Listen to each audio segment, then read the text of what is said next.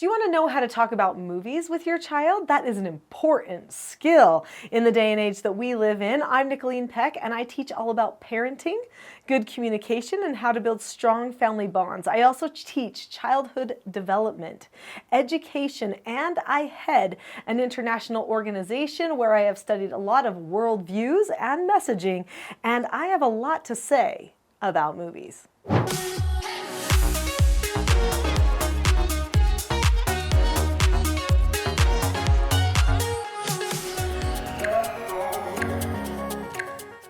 In this video, we're going to be talking about why it's important to discuss movies with children and some movies that you definitely do want to discuss with your children, and then some key tips for having meaningful discussion to prepare your family to either see a movie or how to discuss one after you've seen it.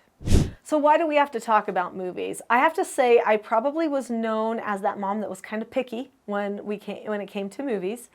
I definitely was the type of parent who would preview everything first before my children saw it. And that's because I sort of feel like the brain and the heart of the person are areas that should be protected. Parents should not just allow their child's heart and brain to be scripted by anyone. The parents have the duty to make sure that that child is getting the best training by them. And so to just turn them over to a station like a channel or an app or, you know, some person that I think maybe I can trust, even if it's the news, my goodness, almost especially if it's the news. There's a lot of grooming that happens. There's ideological grooming, moral grooming, social grooming, even some academic grooming that happens. And so the way that we see the world is something that oftentimes comes to us through our media choices.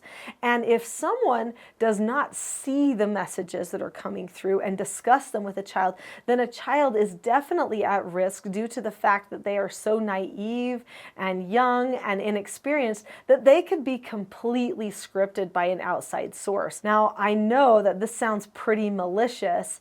Do people in Hollywood know that they could actually be controlling the actions of the people based on the material that they produce? Oh yeah, they know. That's why people make material. Of course, it's creative, but also there's a lot of influence there. People make decisions. They repeat and recite things to each other.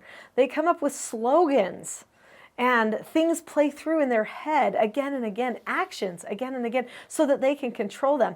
I remember reading a book one time where the main character, so he was a psychology student and he spent a weekend playing Grand Theft Auto with some friends. And on Monday morning, he left his apartment and he just had this craving to steal a car. And he said it was so powerful. And he went to the first car in front of him and started to just get in before he even thought about it. And as he was grabbing for the handle of the car, it all of a sudden hit him that he was getting into a police car. He was going to steal a police car. He didn't even discern or scrutinize it because it had gotten so into his head.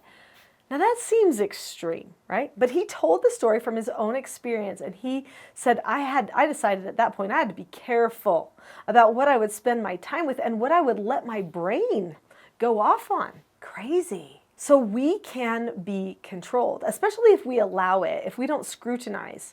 So the first person that ever tells somebody something new is grooming. Now you can groom for good, you can groom for bad. But the first person to ever tell someone something, especially if it's something about themselves, is grooming.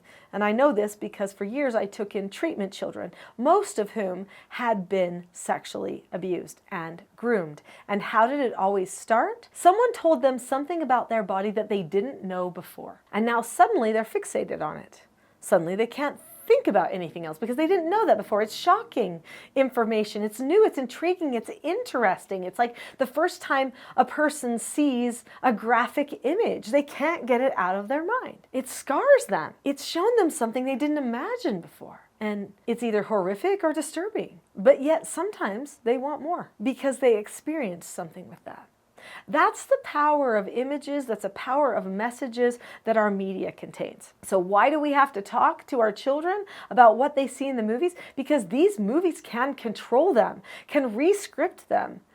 Parents could be so diligent in all the things their children read, in the friends that their children make, and then if they turn their children over to the wrong movies and don't say anything, don't discuss, their child could be groomed for something right under the parent's nose. Now, it's important for me to let you know that if you watch something with your child and you don't discuss it, you don't talk about it, then you are silently accepting it. You are saying, yep, that's the way it is. This made me concerned recently.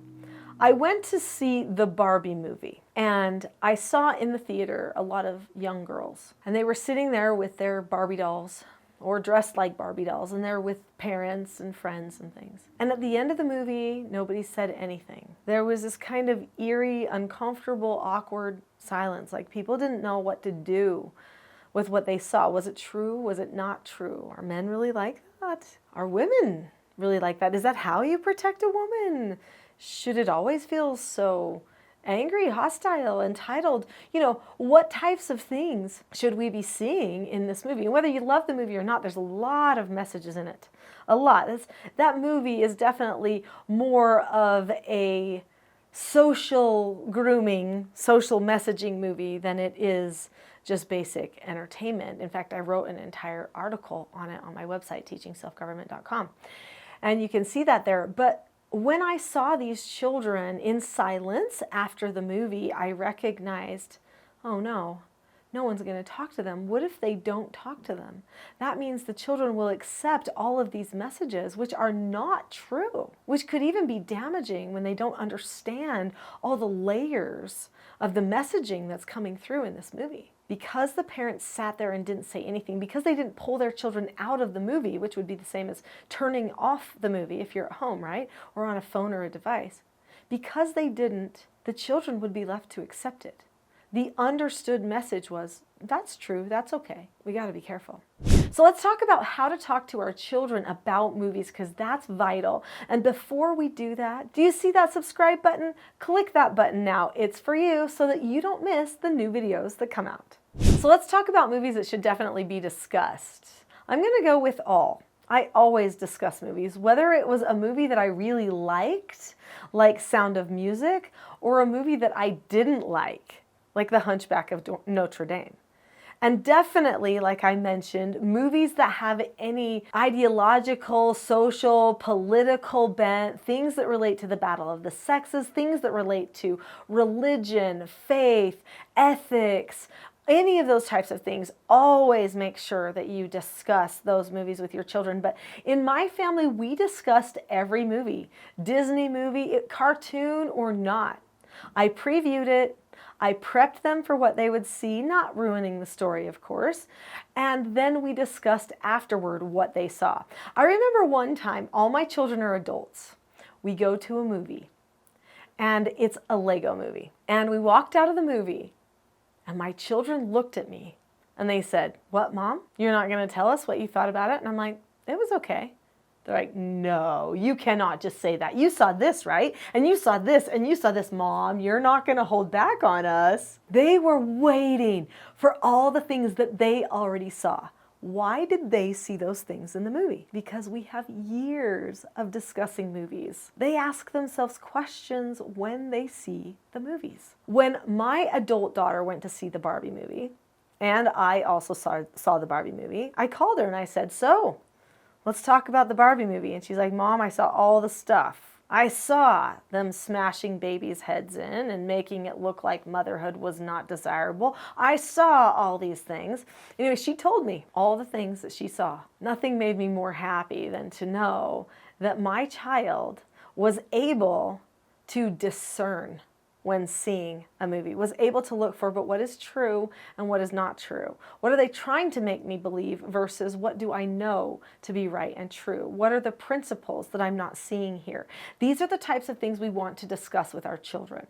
So discuss before what you might see, and then discuss after. In fact, one of the best discussions you can have before a movie is to just declare, hey, afterward, we'll discuss it, right? So that they know you're always going to be talking about what you see.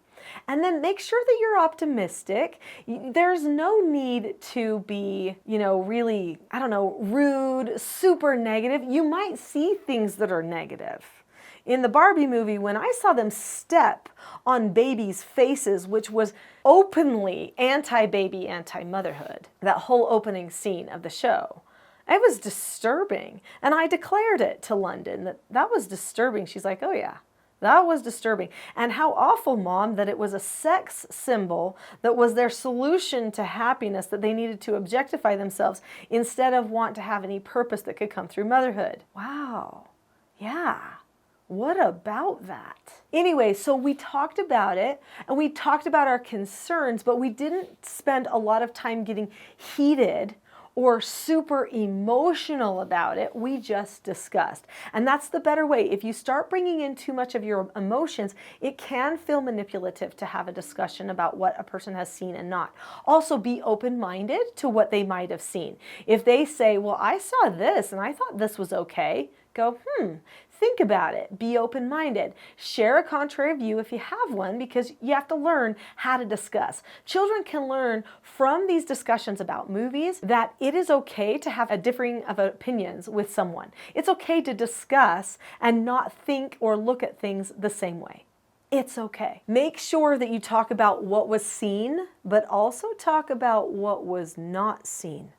Because in everything there's what is seen and what is not seen. Ask yourself, what are the principles? What is this teaching us about what is right and wrong, good and bad, true and false? Those are the things that the children are learning the most when they are young. What is right and wrong, good and bad, true and false. So as you look at the movies, ask yourself that question. And then ask the children, well, what did they present as right? Is that really right? What did they present as wrong? Is that really wrong? This movie might be one of those examples where wrong seems right and right seems wrong. They've turned it on its head.